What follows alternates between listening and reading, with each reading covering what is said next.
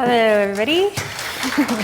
Don't worry, he's coming back. He's coming back. So I have the pleasure of presenting the family that I worked with for my master's thesis.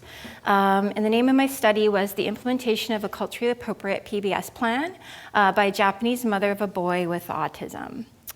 So let me tell you a little bit about Kenji and his family. Kenji was a 5-year-old boy.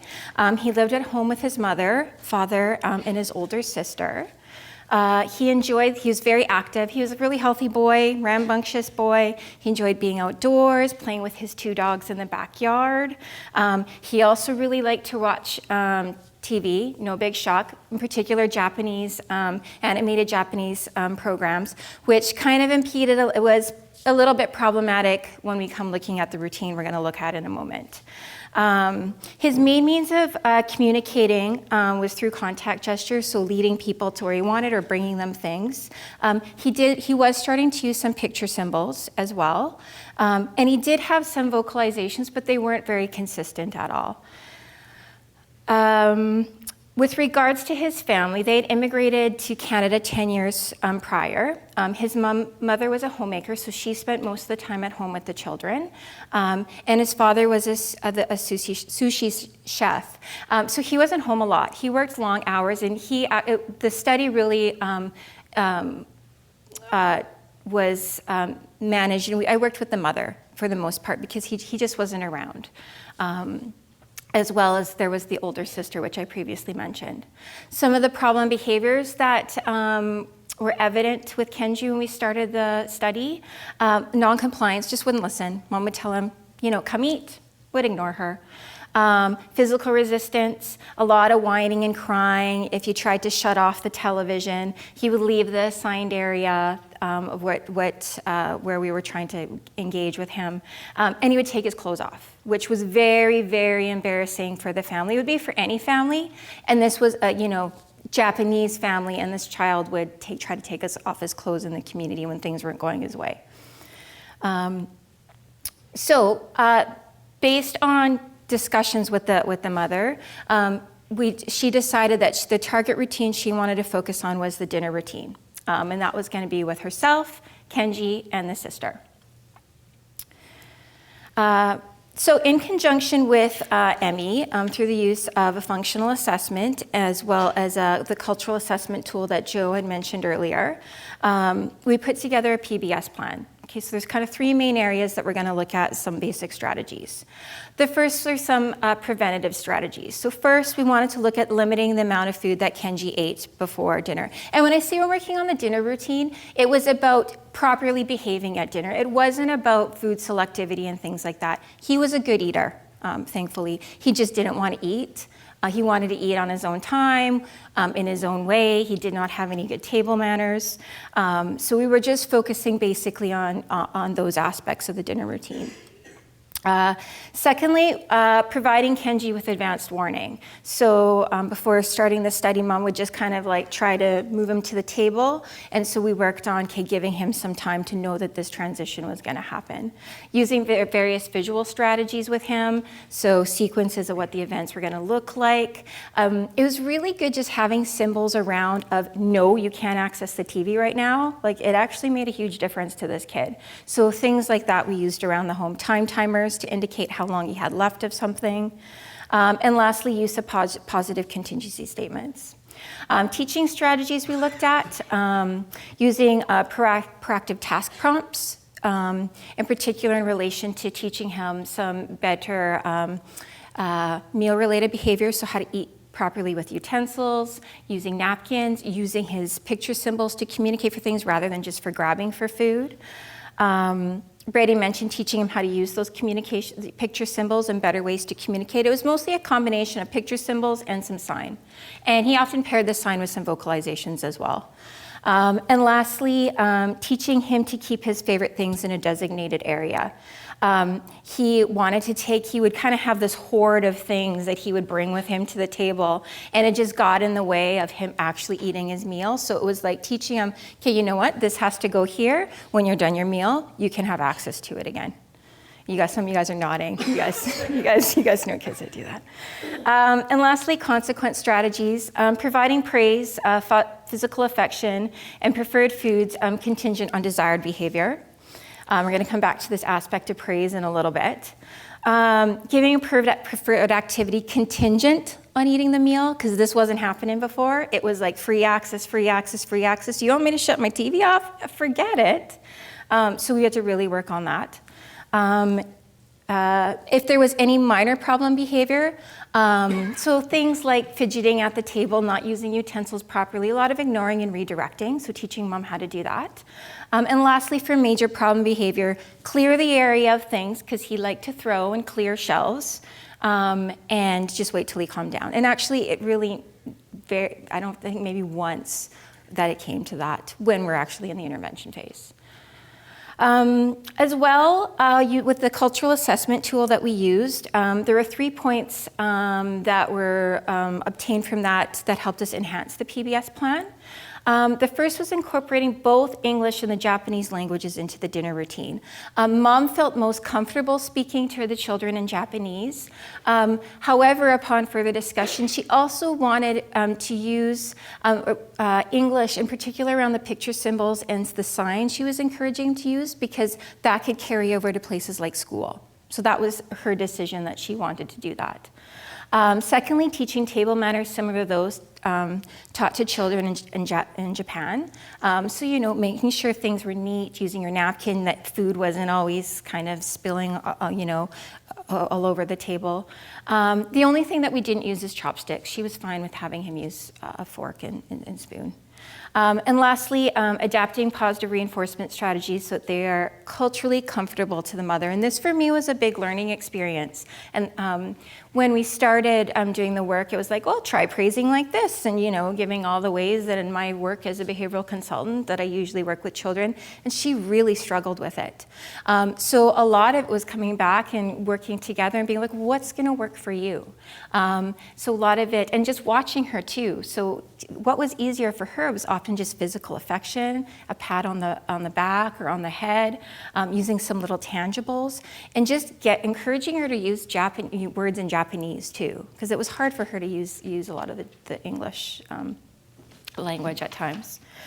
So looking at some of the data collected, first we're going to look at the percentage of intervals of problem behavior.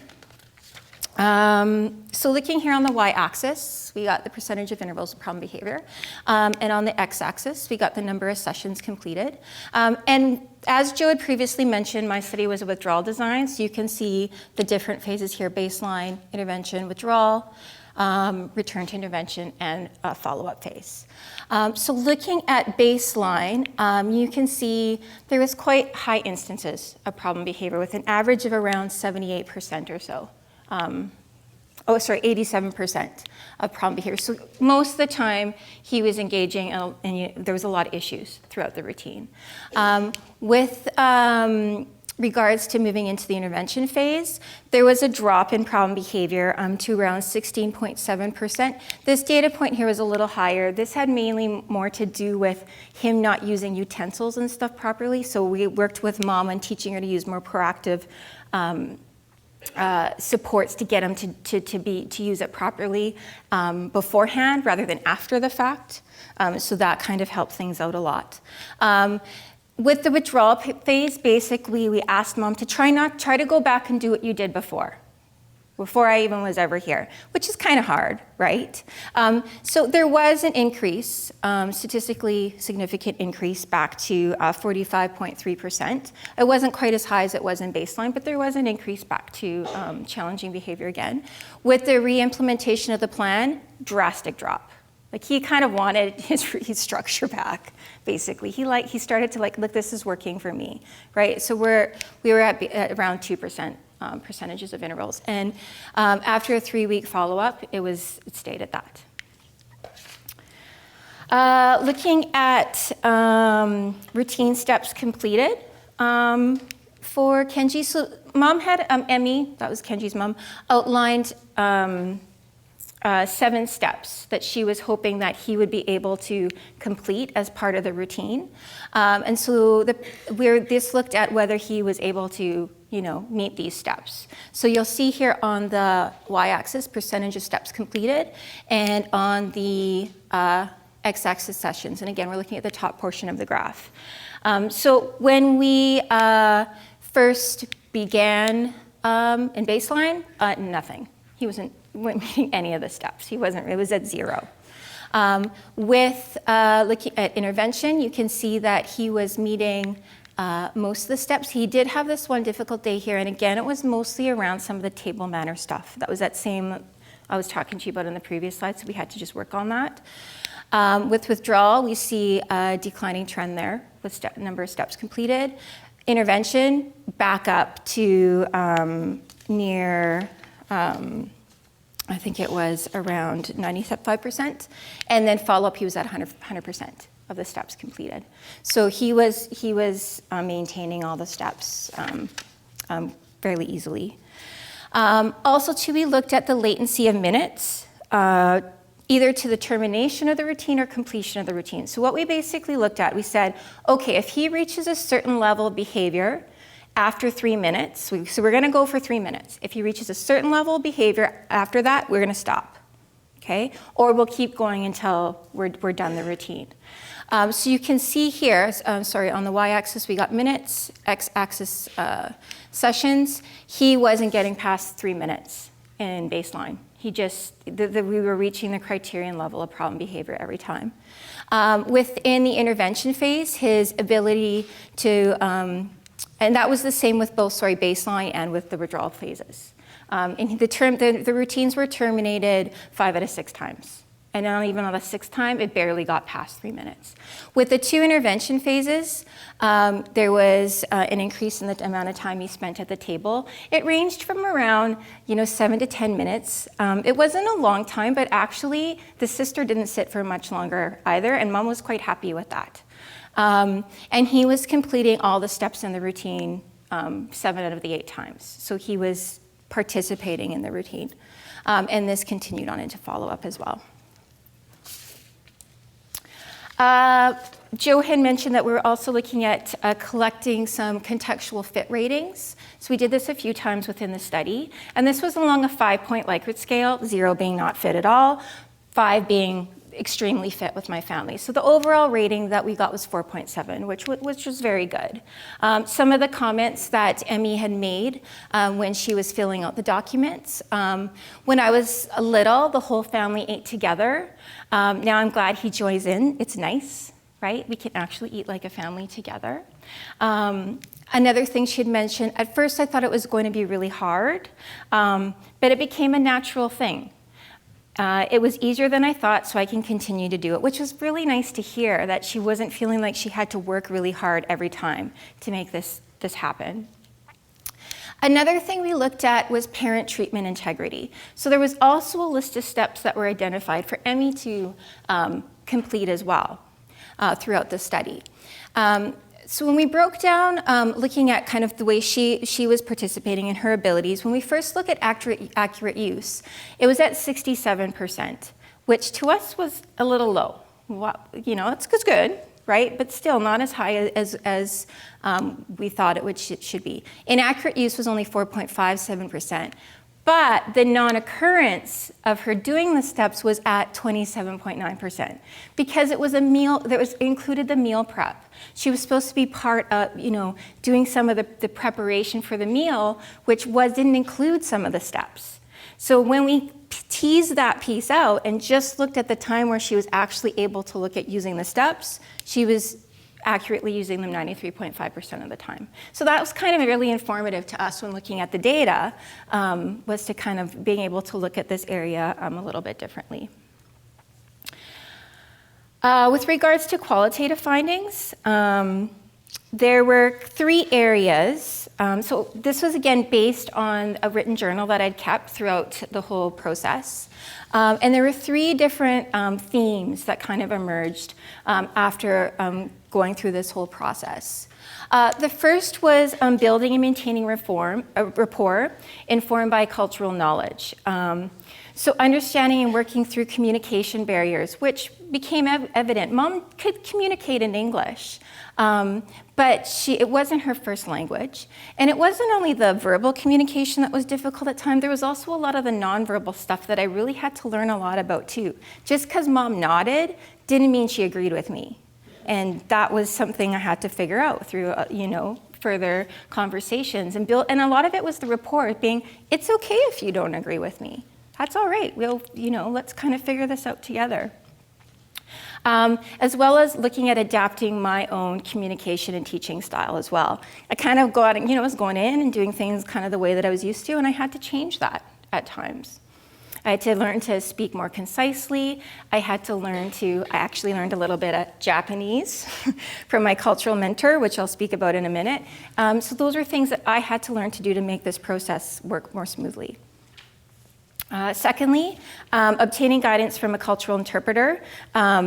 Luckily enough, my thesis advisor was very close to the Japanese culture, so he was able to be my cultural interpreter in this case.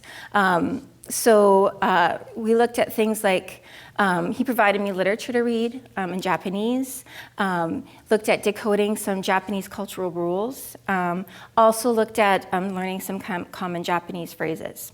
And lastly, recognizing and accommodating a cross-cultural belief system. Yes, this was a Japanese family, but they'd been in Canada for at least 10 years. So they had still a lot of Western influence as well. So it's kind of, how did those things kind of come together, and what did that look like for this particular family? All right, Joe's going to present the next study. Christy is a very modest person too, so it's my job to tell you that this is the first study on culturally responsive intervention, behavioral intervention, ever published anywhere. So I think we can be very thankful for her work.